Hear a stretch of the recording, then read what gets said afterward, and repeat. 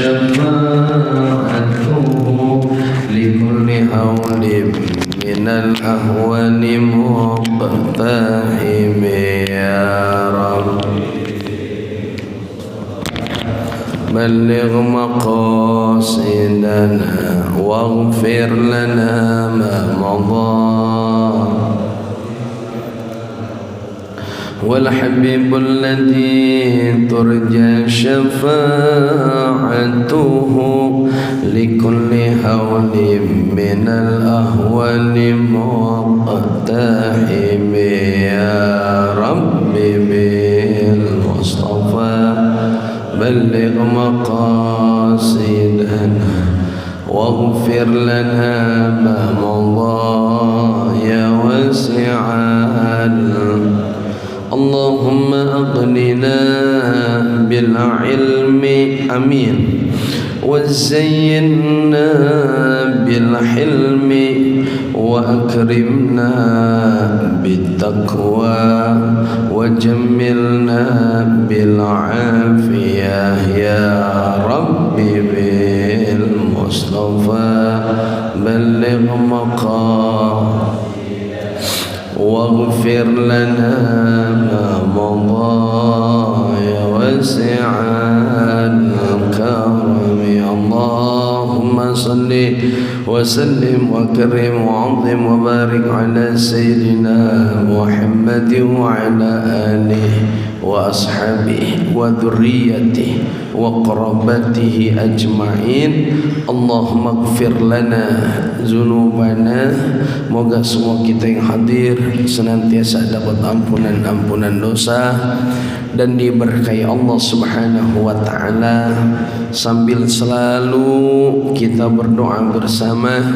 Yang sakit moga Allah kasih sehat, yang rezekinya sulit moga Allah kasih lancar, dan yang urusannya susah segera Allah kasih mudah. Hajat-hajat yang belum dikabul moga segera diijabah oleh Allah Subhanahu wa taala. Dan kita berdoa mudah-mudahan Masjid Al-Ikhlas dalam proses pembangunannya diberikan kemudahan dan kelancaran oleh Allah Subhanahu wa taala. Amin ya rabbal alamin. Bismillahirrahmanirrahim. Assalamualaikum warahmatullahi wabarakatuh. Alhamdulillah, alhamdulillah, summa alhamdulillah. Alhamdulillahi rabbil alamin, hamdan yuwafi ni'mahu wa yukafi'u mazidah.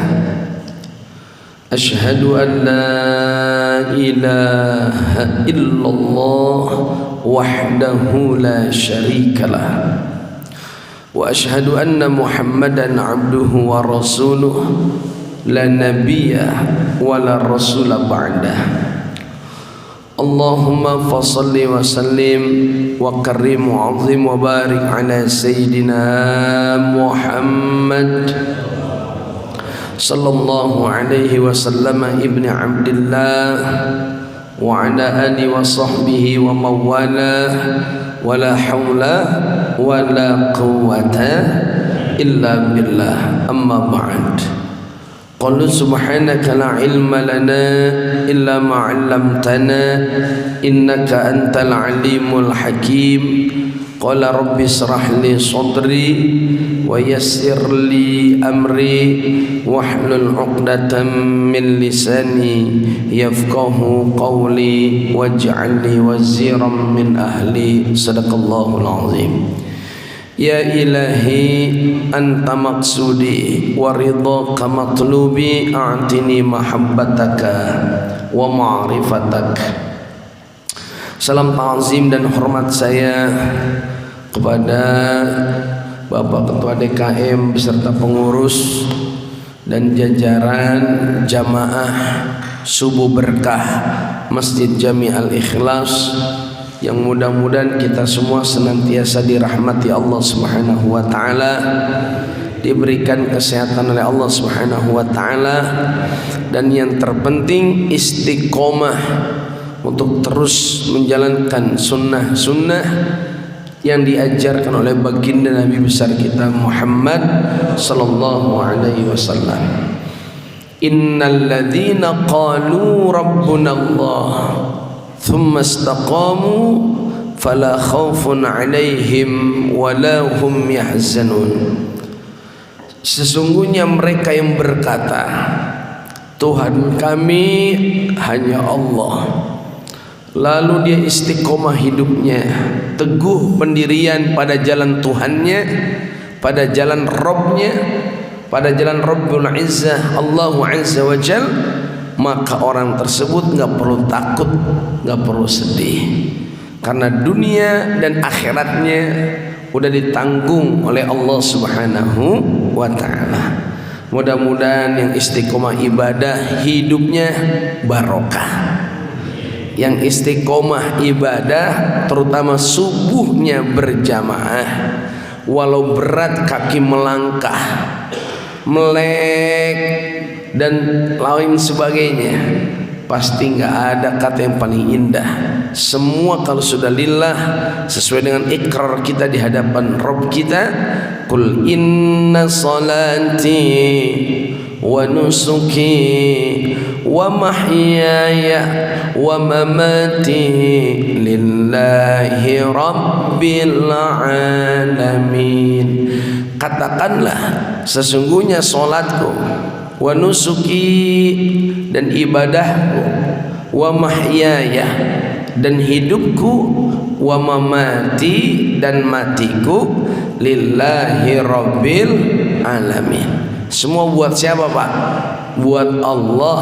Untuk siapa? Untuk Allah, Tuhan seru sekalian alam, Tuhan yang menciptakan alam dan menciptakan semua alam dan yang memberikan rezeki kepada kita.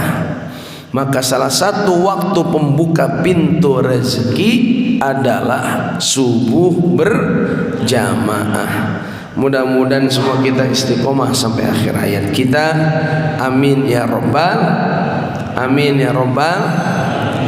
Masih semangat Pak? Gimana kabarnya, sehat semua? Salah satu waktu subuh yang ditinggalkan doa kita, asbahna ala fitratil Islam wa ala kalimatil ikhlas wa ala dini nabina Muhammad sallallahu alaihi wasallam wa ala millati abina Ibrahim hanifan musliman wa ma kana minal musyrikin. Asbahna wa asbahal mulku lillahi rabbil alamin.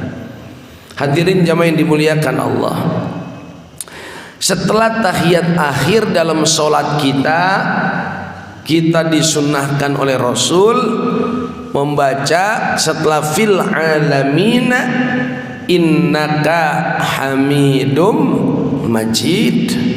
Ternyata ada terusannya ini Pak. Apa terusannya? Sebelum kita salam, Allahumma inni a'udzubika min adzabi jahannam wa min adzabil qabr wa min fitnatil mahya wal mamat wa min syarri fitnatil masihid dajjal. Kalau Abuya Kiai Nur Anwar bin Kiai Haji Nur Ali, beliau ngajarin al-fakir di pesantren, ada terusannya.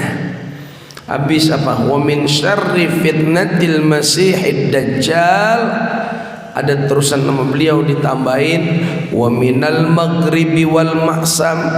Allahumma ighfirli ma qaddamtu wa ma akhartu wa ma a'lantu wa ma asrartu wa ma asrabtu wa ma anta a'lamu bihi minni antal muqaddim wa antal muakhir la ilaha illa anta ya muqallibal qulub sabbit qalbi ala dinik. Sempat ada yang nanya, bukankah doa sebaiknya selesai sholat? Ini ada lagi anjuran doa sebelum mengakhiri sholat. Dan salah satu doa-doa yang mustajabnya di saat sholat, di saat kita sebelum salam selesai tahiyat, bacaan tahiyat akhir. Allahumma inni a'udzubika min adzabi jahannam. Keistimewaan orang yang doa ini sebelum salam, satu orang tersebut akan terhindar dari azab api neraka. Waduh, kalau udah ngomongin api neraka udah ngeri kita, Pak. Siapa yang kagak pernah, mohon maaf lahir batin, tahu panasnya api? Jangan pakai api neraka kita. Kaki nggak pakai sendal, nginjek puntung rokok, loncat kagak, Pak? Loncat enggak kita? Kena bara, nginjek bara api, cuman baranya doang, loncat kita. Ini bara api neraka, masya Allah. Yang dalam riwayat, nggak tahu ini riwayat dhaif atau tidak, salah seorang guru al-fakir yang bernama Guru Ubaidillah Hadrami, mudah-mudahan Allah ampuni dosa-dosanya, beliau sudah berpulang ke rahmatullah. Salah satu penjelasan beliau tentang neraka, beliau nambahin dari kitab apa saya kurang jelas waktu menjelaskan kepada al-fakir di pengajian kami. Ternyata neraka itu baranya salah satunya, kalau Bapak mungkin lihat matahari, panas nggak matahari, Pak? Kata beliau, itu matahari salah satu titik terkecil bara api neraka yang dicelupkan di danau surga ratusan kali celup. Maka diciptakanlah untuk menyinari apa? Planet-planet yang Allah ciptakan yang disebut matahari. Sekarang kita logika aja, Pak, matahari udah dialing-alingin sama planet apa kita nih, bumi. Ada planet Mars, Jupiter, Yamaha, Honda, Suzuki ya. Oh, itu nama motor ya. Artinya udah dialing-alingin, dihalang-halangin beberapa planet. Bumi masih tetap panas. Bagaimana langsung sinar matahari kepada bumi, dahsyatnya mungkin gak ada kehidupan di bumi. Planet Mars panas, planet-planet yang lain panas, tapi dahsyat, begitu luar biasanya sinar matahari. Kalau memang benar bahwa matahari salah satu bara yang ada di neraka yang diciptakan untuk apa? Menjadikan matahari, berarti kita bisa bayangin bagaimana panasnya matahari dan panasnya bara api neraka yang disiapkan Allah untuk azab orang-orang yang tidak beriman dan bertakwa kepada Allah Subhanahu wa ta'ala. Hadirin jamaah yang dimuliakan Allah, maka orang yang berdoa Allahumma inni a'udzubika, ya Allah aku berlindung kepadamu, Allahumma inni a'udzubika min azabi jahannam, dari azab api neraka jahannam, wa min azabil qabri, dan dari azab kubur. Maka orang yang doa itu setiap kali sholat-sholatnya dia bermohon, keistimewaannya orang tersebut insya Allah dia tidak akan tersentuh dari bara api neraka Allah Subhanahu wa ta'ala. Amin. Amin. Wa min syarri fitnatil masihid dajjal. Yang pertama, Allahumma inni a'udzubika min adzabi jahannam wa adzabil qabr wa min fitnatil mahya wal mamat. Dan kita minta perlindungan nama Allah dari fitnah kehidupan dan fitnah kematian.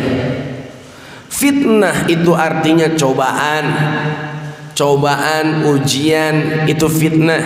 Maka fitnah itu kalau dalam satu ayat di dalam Al-Quran, Quran surah Al-Anbiya, Allah menyebut ada kata-kata fitnah di ayat 35. Pertama diawali dengan ayat ya ayyuhalladzina amanu, maaf, kullu nafsin dha'iqatul maut.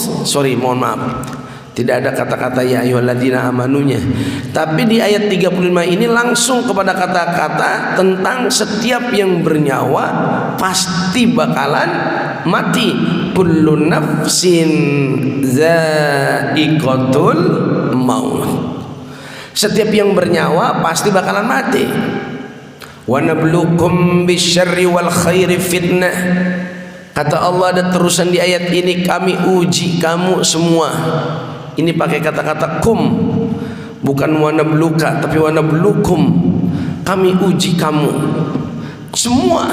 Berarti ini yang diuji Allah siapa? Hamba-hambanya semua, baik yang beriman maupun yang kagak beriman, baik itu manusia maupun makhluk-makhluk yang lainnya.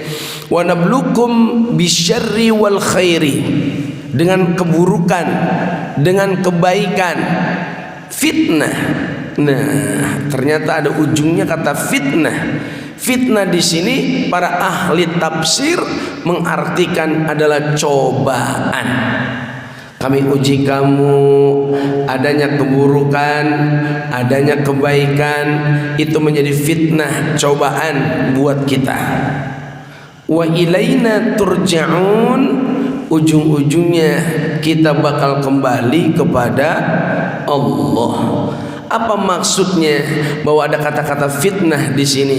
Kita memang diuji dalam hidup, adanya kebaikan, adanya keburukan. Ini adalah cobaan-cobaan hidup kita.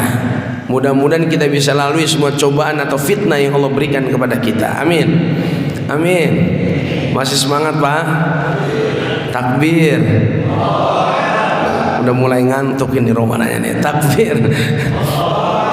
Berarti kalau udah kata-kata fitnah, cobaan, wa min syarri fitnah, habis min adabil qabr, wa min syarri fitnatil mahya wal mamat, wa min syarri fitnatil masihid dajjal. Dari fitnah kehidupan maupun fitnah kematian. Orang dapat cobaan ketika hidup aja beratnya kayak apa. Dan ternyata ketika orang kembali kepada kehidupan berikutnya atau kematian, itu cobaan lebih berat ketimbang apa? Makanya salah besar kalau ada orang hidup penuh dengan masalah, penuh dengan cobaan, penuh dengan derita, duka, onak dan duri, kerikil-kerikil tajam. Dia bilang lebih baik saya mengakhiri hidup saya. Mungkin ini saatnya saya untuk apa? Meninggalkan dunia yang panah ini. Dia bunuh diri. Dia pikir bunuh diri itu udah nyelesain masalah. Ternyata pas dia mati ada masalah lebih besar, ada fitnah yang lebih besar daripada fitnah kehidupan dunia yang fana ini. Ada fitnah yang lebih besar, fitnah kematian. Makanya orang kalau sudah berada dalam situasi kematian, ini adalah situasi yang dahsyat dan luar biasa. Situasi yang paling dahsyat. Maka ada istilah orang mati adalah satu pintu gerbang untuk memasuki masa berikutnya. Seorang bayi yang keluar dari alam rahim, dia tidak langsung menangis, Pak. Pasti dia diam sejenak, seperti layaknya orang yang tidak bernapas dan orang yang tidak bisa bergerak sebentar, hanya beberapa detik. Lalu setelah kematian singkat, dia hidup oleh Allah dengan kehidupan di dunia ini. Maka menangis itu bayi dengan tangisan-tangisan yang dahsyat. Makanya rata-rata bayi pasti selesai dilahirkan diem sebentar, baru dia apa? Nangis. Tidak hitungan jam, Pak. Kalau hitungan jam tuh bocah berarti udah mati gitu. Berarti hitungan apa itu? Hitungan detik. Paling 3 sampai 5 detik tuh bayi diem, langsung bergerak-gerak dan nangis. Apa gambaran nangis di sini? Berat menghadapi fitnah, cobaan, terutama kehidupan ini. Bahwa filosofi baik nangis menggambarkan bahwa orang yang hidup di dunia ada fitnah kehidupan yang paling mengerikan apa? Yakni menjaga keimanan dan keislaman. Karena banyak orang yang tidak selamat dari ujian dunia.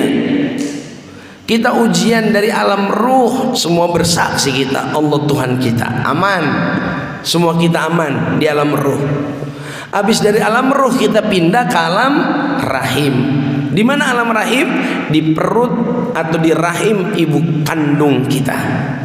Juga aman. Kita masih tetap mengikuti apa yang diperintahkan Allah. Tetap kita berada dalam situasi kebaikan.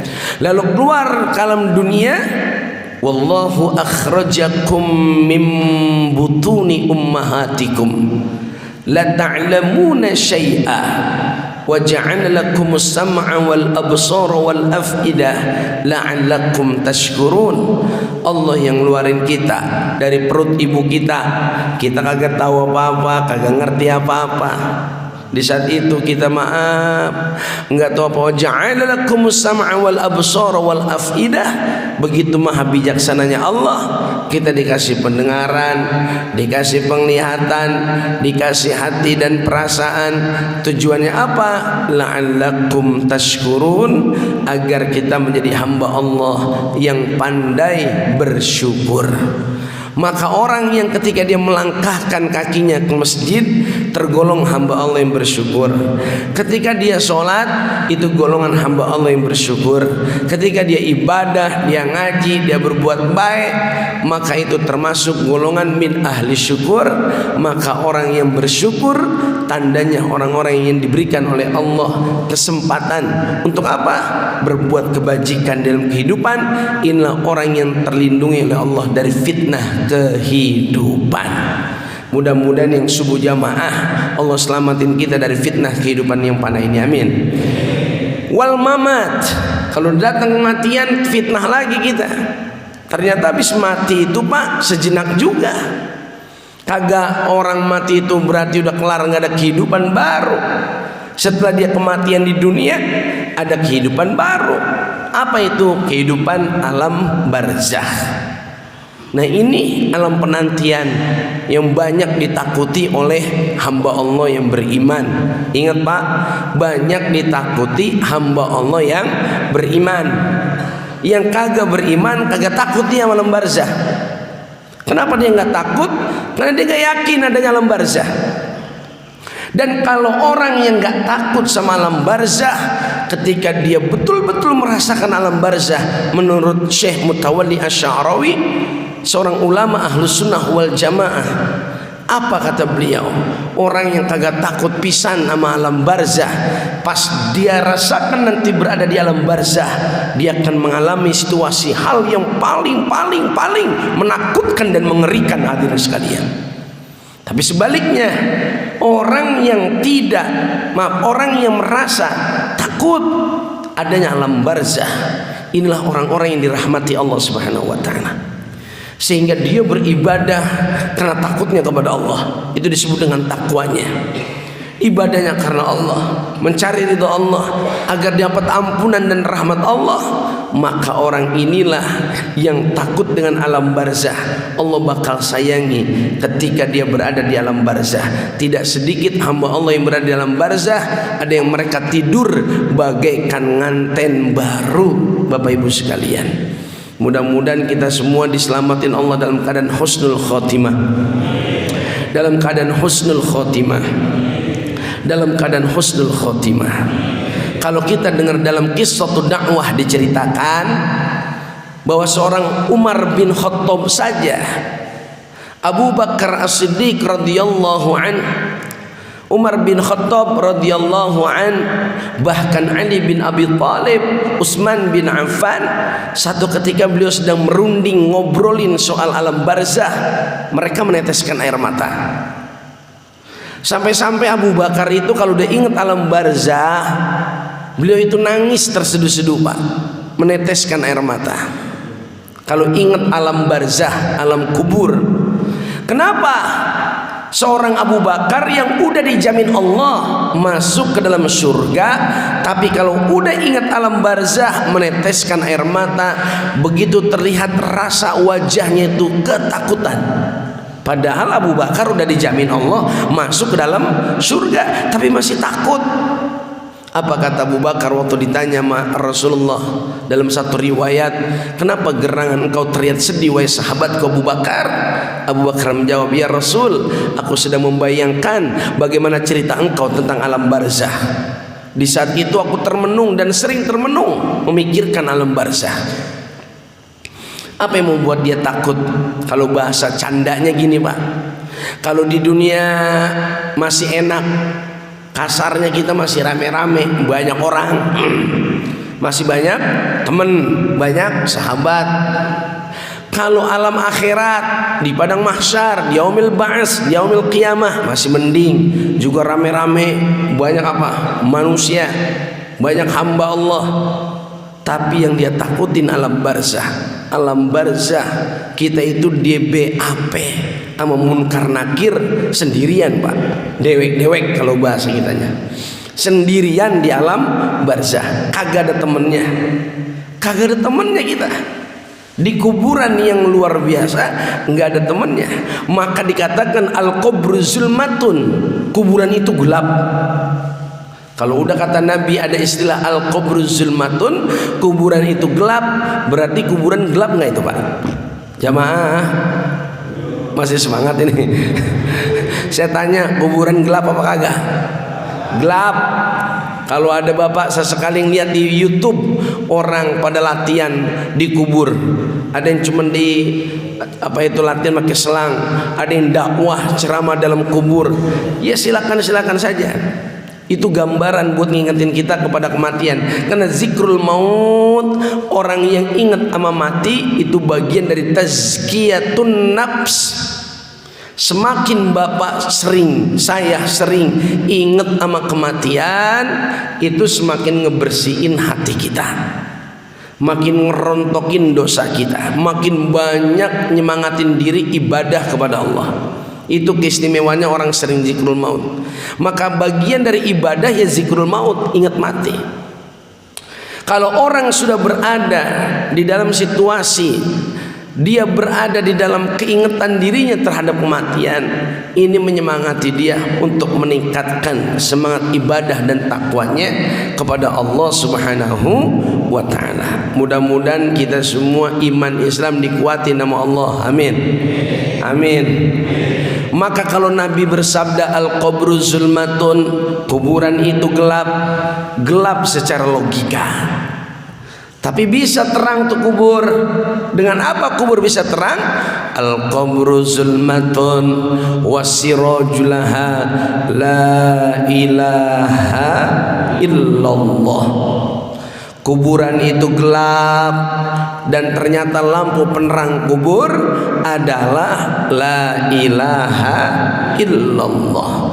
Kalau udah la ilaha illallah melekat dalam jiwa sanubari kita, maka jiwa yang terang, yang hatinya tertulis la ilaha illallah akan mampu menerangi kubur yang gelap gulita. Ternyata la ilaha illallah ini kelihatannya gampang. Tapi apa makna la ilaha illallah dalam kajian tauhid? Orang yang mengucap la ilaha illallah, berikrar, bersyahadat tidak ada Tuhan kecuali Allah, maka ada kewajiban apa yang menjadi perintah Allah harus dia laksanakan, apa yang menjadi larangan Allah harus dia tinggalkan. Maka inilah orang yang bisa menjaga la ilaha illallah Muhammadur Rasulullah. Sallu ala Muhammad. Sallu ala Muhammad. Kalau Abu Bakar saja radhiyallahu an, sahabat Nabi, takut sama kuburan, Pak. Coba sesekali kita latihan, Pak. Ntar malam nih, katakanlah jam 12.00 anak istri udah pada tidur. Coba kita latihan, Pak. Pakai kain kapan kita bungkus badan kita. Lalu kita main pocong-pocongan, dek-dewekan. Lah ini jejeritan kita sendirian, Pak. Kita bore-borein, kalau kata orang Betawi bilang tuh badan dengan wewangian orang mati. Kayak apa coba, Pak? Maka ada orang istilah sumpah pocong, ada dakwah dalam kubur. Ya sah-sah saja. Karena itu bagian dari cara mereka mengingatkan diri untuk kematian. Karena orang yang suka ingat mati selain ibadah bersihin hati, orang yang suka ingat mati dia akan terhindar dari penyakit al-wahnu, penyakit wahan. Apa itu penyakit wahan? Nabi ditanya sama sahabat, mahwal wahan ya Rasulullah. Nabi bersabda, qala hubbud dunya wa karahiyatul maut. Penyakit wahan ini penyakit mengerikan, Pak. Lebih bahaya dari Mr. Corona yang ntar ada ntar kagak. Besok katanya mau bulan Desember mau ada lagi nih corona nih. Mau ada lagi, Pak. Udah mulai rame lagi nih corona. karena besok mau ada 212 di Jakarta Pak. Jadi corona rame lagi. Asal 212-nya lewat, corona hilang lagi Pak. Betul nggak Pak? Ya mudah-mudahan sih semua kita jangan dibawa-bawain politik dah, masalah-masalah wabah bala. Kita doa sama Allah terhindar jauh dari musibah. Yang penting tingkatin semangat ibadah, jaga ukhuwah, jaga diri, keluarga, jaga kesehatan. Insya Allah hidup kita berkah, mati husnul khotimah. Amin. Amin. Ya Rabbal Alamin. Hadirin jamaah yang dimuliakan oleh Allah Subhanahu wa ta'ala, kalau sudah semua orang dia pengen matinya husnul khotimah, maka yang pertama yang harus dia jaga apa Bapak Ibu yang dirahmati Allah tadi? La ilaha illallah. Ayo kita jaga la ilaha illallah sampai akhir hayat kita. Imtisarul awamir wajtinabun nawahi. Terus ikutin perintah Allah, kita jauhin larangan Allah, maka ini yang bikin kuburan kita terang benderang. Dan saya yakin orang yang kuburnya terang benderang sampai akhir hayat, sampai hari kiamat, maksud Al-Fakir, insya Allah dia akan mendapatkan raudhah min riyadil jannah, mendapatkan taman daripada taman-taman surganya Allah Subhanahu wa ta'ala. Shallu ala Muhammad. Hadirin jamaah yang dimuliakan oleh Allah Subhanahu wa ta'ala. Yang ketiga, wa min syarri fitnatil masihid dajjal.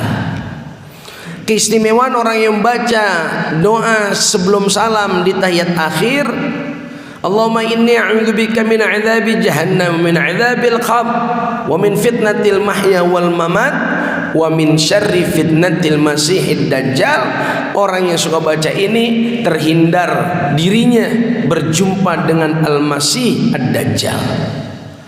Ada Al-Masih Ad-Dajjal dengan istilah sosok yang mengerikan, sosok fitnah besar. Dan ternyata Dajjal ini adalah tidak ada satu nabi manapun yang tidak menjelaskan fitnah terbesar dalam kehidupan adalah fitnah Al-Masih Ad-Dajjal. Kalau kata guru saya, Al-Masih ada dua. Ada Nabi Isa Al-Masih, ada Al-Masih Ad-Dajjal. Apa keistimewaan dari hamba Allah dua ini Pak? Nabi Isa bisa menghidupkan orang mati dengan izin Allah. Nanti pun Al-Masih Ad-Dajjal, dia punya kemampuan di akhir zaman sebagai tanda datangnya kiamat kubro, kiamat beneran. Karena tidak akan terjadi kiamat kalau Dajjal sosok aslinya nggak nongol. Asli keluar Pak nanti Dajjal. Kalau istilah Nabi menggambarkan innahu syabbun qatatun ainuhu taqiyah fa anni usbihuhu bi 'Abdil Uzza bin Qatnin faman adrakahu minkum falyaqra awwal suratul kahfi. Kalau ada di antara kita yang takut banget berjumpa dengan Dajjal, salah satunya apa? Nabi mengibarahkan Dajjal ini adalah seorang makhluk yang cerdas otaknya, pintar dan jenius, cuman bermata satu. Matanya cuman apa? Ainuhu taqiyah, matanya tengah-tengah, picek satu. Ainuhu taqiyah.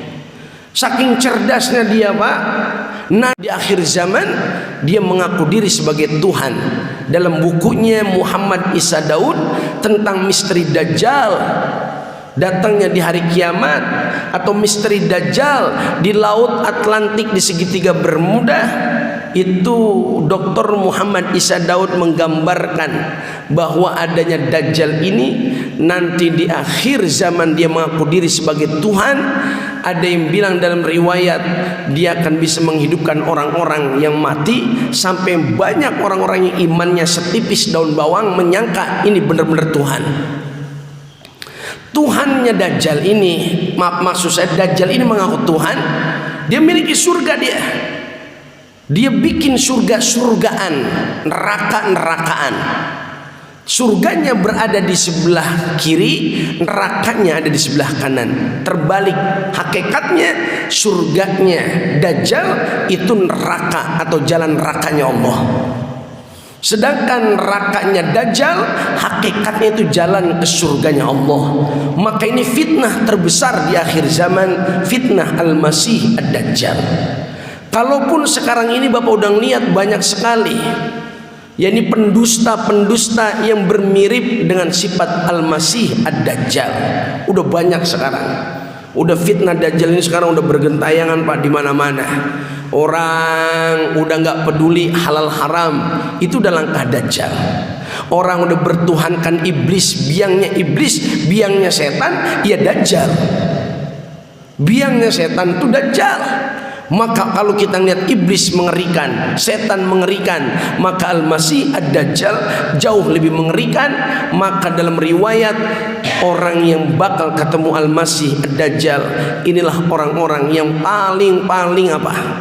Seburuk-buruknya orang. Mudah-mudahan kita mati sebelum datang kiamat Pak. Amin. Amin. Jadi kagak ngerasain ketemu Ad-Dajjal. Tapi Nabi bilang buat hamba-hamba Allah, buat semua umatku yang nanti di akhir zaman mereka bisa melihat Al-Masih Ad-Dajjal, ternyata ada obatnya Pak, yang paling mujarab. Paman adrakahu minkum falyaqra awwalu suratul kahfi. Dajjal paling takut sama surah Al-Kahfi. Makanya setiap Jumat kita disuruh baca apa Pak? Baca apa Pak hari Jumat? Malam Jumat sunah Rasul ngapain? Malam Jumat sunah Rasul ngapain Pak? Baca Al-Kahfi. Ini mah sunah Rasulnya yang lain aja dikerjain. Sunnah Rasul yang pertama malam Jumat, kalau kita takut paginya kagak kecanda karena sibuk kerja apa urusan, maka bacalah Al-Kahfi boleh di malam hari, bacalah Al-Kahfi boleh di pagi hari. Apa tujuannya? Orang yang baca surah Al-Kahfi, maka orang ini Allah berikan keistimewaan tidak akan mampu berjumpa dengan Dajjal. Maka orang yang baca surah Al-Kahfi di pagi hari Jumat atau malam Jumat, kenapa? Karena Allah tidak pernah memberitahu kepada siapapun termasuk Nabi Muhammad datangnya hari kiamat kubro, kecuali Nabi dikasih tahu sama Allah kiamat datangnya hari Jumat. Jadi kagak dikasih tahu Jumat kapan kiamat. Yang pasti setiap dikasih tahu riwayat manapun bahwa kiamat tidak akan terjadi kecuali hari apa? Jumat.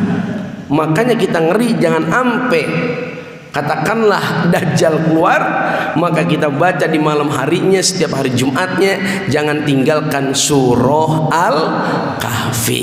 You understand? Ada yang jamaah saya pernah Pak, ada yang ngomong bapak-bapak tuh baru hijrah dia ceritanya, dia nggak bisa baca Quran. Akhirnya kita sarankan sederhana Pak, zaman sekarang mah kalau nggak bisa baca Quran gampang, beli aja tip kecil murotal, tinggal pencet surah Al-Kahfi, betul nggak? Langsung nggak itu berbunyi nyanyi apa namanya ngajinya, baca Qurannya pasti berbunyi, baca Quran surah apa keluar sendiri. Maka si bapak ini Pak nggak bisa ngaji, nggak bisa baca Quran, tapi tiap hari kupingnya itu sambil dagang murotal terus. Murotal Al-Quran 24 jam, bangun tidur dia setel lagi, mau tidur setel lagi, mau dagang bisnis dia setel terus itu, kadang-kadang pakai headset di HP-nya. Akhirnya nih si bapak-bapak Pak gara-gara sering dengerin murotal pakai apa itu? HP, pakai apa namanya dia tip kecil di rumah. Sekarang si bapak ini nggak sadar Pak, asal ada orang baca Quran nerusin dia apal, ini bakal ini ujungnya, dia tahu kayak orang apal Pak, ujungnya kayak mau apal. Asal ada orang baca Quran nih pasti ayatnya kemari, dia hafal, padahal nggak bisa baca tapi udah mulai apa? Hafal Al-Quran. Itulah karena sering mendengar. Maka kalau kita nggak sempat bisa baca Quran, sulit baca Quran, boleh sambil lancarin Al-Quran, setel aja murotal surah Al-Kahfi setiap hari atau malam Jumat atau hari Jumat. Mudah-mudahan kita terhindar dari fitnah kehidupan dan fitnah kematian, dan kita terhindar dari fitnah Al-Masih Ad-Dajjal, dan terhindar dari apa? Azab kubur, dan azab api neraka jahanam.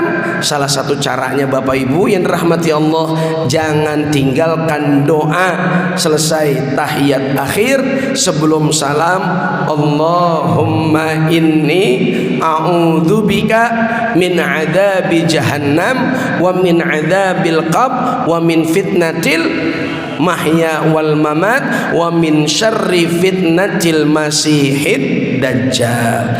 Dah, untuk terusannya mudah-mudahan yang bisa diterusin, yang kagak jangan dipaksain. Nah, pas assalamualaikum warahmatullah ke kanan, Abu Yakinul Anwar nambahin, hati kita berucap Allahumma inna nas'aluka ridhaka wal jannah. Nengok ke kiri, assalamualaikum warahmatullah, hati ngucap wa na'udzubika min sakhatika wan nar. Dah, baru selesai sholat kita. Kalau kami di pesantren ada lagi tambahannya Pak. Selesai assalamualaikum ke kanan, assalamualaikum ke kiri, baru setelah wa na'udzubika min sakhatika wan nar, sami'na wa ata'na ghufranaka rabbana wa ilaikal masir. Alhamdulillah. Ngusap mukanya pun sampai ke leher dan ke dada. Kenapa sampai dada? Tujuannya satu, agar kita semua punya hati selalu dikasih lapang, pandangan hidup, hati lapang, urusan gampang, hidup senang. Amin. Sebelum mati bisa ngelunasin. Amin ya robbal alamin. Astaghfirullah rabbal astaghfirullah minal khataya astaghfirullah rabbal astaghfirullah minal khataya rabbi zidna ilman nafi'a wa wafiqna amalan maqbula wa hab lana rizqan wasi'a wa tub alaina taubatan nasuha wa tub alaina taubatan nasuha. Astaghfirullah rabbana bismillahirrahmanirrahim. Astaghfirullah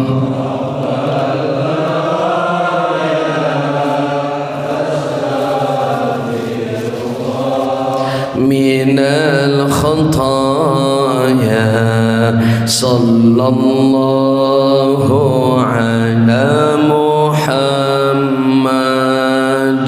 sallallahu alaihi Allahumma salli wa sallim alaihi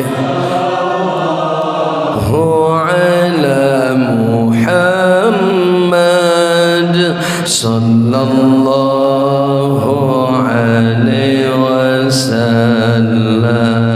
Ya Nabi salam alaika, ya Rasul salam alaika, ya Habib salam alaika. Salawatullah sallallahu ala Muhammad sallallahu wasallam sallallahu ala Muhammad sallallahu alaihi. Ya Habibi ya Muhammad Allahumma salli wa sallim alaihi. Ya Arusa الخفيقين يا حبيبي يا محمد يا عروس الخفيقين يا مؤيد يا ممجد يا إمام القبلتين صلى الله على محمد صلى الله عليه صلى الله على محمد صلى الله عليه وسلم ربنا آتنا في الدنيا حسنة وفي الآخرة حسنة وقنا عذاب النار وادخلنا الجنة مع الأبرار يا عزيز يا غفار ya Allah, ampuni dosa-dosa kami, ampuni dosa bapak dan ibu kami, ampuni dosa kakek dan nenek kami, ampuni dosa semua keluarga dan masyarakat kami, ampuni dosa-dosa para pemimpin-pemimpin kami ya Allah, ampuni dosa semua orang-orang yang mencintai dan menyayangi kami ya Allah. Bahkan di tempat yang mulia ini kami berdoa, ampuni juga dosa-dosa orang-orang yang membenci dan yang memusuhi kami ya Allah. Ya Allah, jadikan kami semua bersaudara, menebar cinta dan kasih sayang, bukan menebar permusuhan dan kebencian. Bersihkan hati kami untuk menjalankan sunnah-sunnah ajaran baginda Nabi. Bersihkan jiwa kami agar kami betul-betul pasrah dan ikhlas dalam ibadah-ibadah kami ya Allah. Jadikan pagi ini pagi berkah buat kami ya Allah. Hindarkan kami dari bala dan wabah serta musibah. Bukakan pintu rahmat, pintu rezeki, pintu berkah seluas-luasnya ya Allah untuk kami dan keturunan-keturunan kami bi rahmatika wa judika wa karamika ya arhamar rahimin. Allahumma ij'al jam'ana hadza jam'an marhuma wa tafarruqana min ba'dihi tafarruqan ma'suma. Wa sallallahu ala sayyidina Muhammadin nabiyil ummi wa ala alihi wa sahbihi wa sallam. Bi fadlika subhanaka rabbika rabbil izzati amma yasifun wa salamun alal mursalin walhamdulillahi rabbil alamin. Kafarat majlis, subhanakallahumma wa bihamdika asyhadu an la ilaha illa anta astaghfiruka wa atubu ilaik. Tetap semangat, takbir, takbir, takbir. Sallu ala Muhammad. Subuh berkah, mudah-mudahan hidup kita tambah berkah. Dari Al-Fakir Al-Kunaifi, mohon maaf atas khilaf salah dan kurang. Hadanallah wa iyyakum ajma'in. Wassalamualaikum warahmatullahi wabarakatuh.